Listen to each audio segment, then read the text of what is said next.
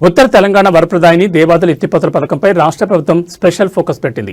ఏళ్ల తరబడి సాగుతున్న ఈ ప్రాజెక్టు పనులను త్వరితగతిన పూర్తి చేసి రైతులకు సాగునీరు అందించడమే లక్ష్యంగా అడుగులు వేస్తోంది. ఈ క్రమంలోనే దేవాదుల ప్రాజెక్టు పురోగతిపై ముఖ్యమంత్రి రేవంత్ రెడ్డి నేడు కీలక సమీక్ష నిర్వహించనున్నారు.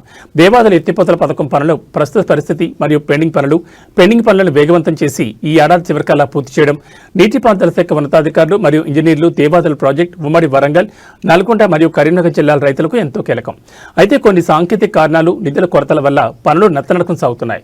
దీనిపై సీరియస్ గా ఉన్న ముఖ్యమంత్రి రేవంత్ రెడ్డి నేటి సమీక్షలో అధికారులకు దిశానిర్దేశం చేయనున్నారు. ఎక్కడెక్కడ పనులు ఆగిపోయాయి, భూసేకరణ సమస్యలు ఏమైనా ఉన్నాయా అనే అంశాలపై ఆరా తీయనున్నారు. ముఖ్యంగా ఈ ప్రాజెక్టు ద్వారా లక్షలాది ఎకరాలకు నీరు అందించడమే కాకుండా చెరువులు నింపే ప్రక్రియను కూడా వేగవంతం చేయాలని ప్రభుత్వం భావిస్తోంది. పనుల్లో జాప్యాన్ని సహించేది లేదని, డెడ్లైన్ లోపు పనులు పూర్తి చేయాలని సీఎం అధికారులను ఆదేశించే అవకాశం ఉంది. ఈ సమీక్ష తర్వాత నిధుల విడుదలపై కూడా స్పష్టత వచ్చే ఛాన్స్ ఉంది.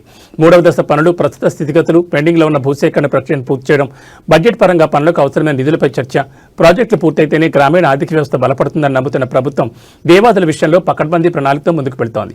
నేటి సమీక్ష తర్వాత ప్రభుత్వం ఎలాంటి నిర్ణయాలు తీసుకుంటుందో వేచి చూడాలి.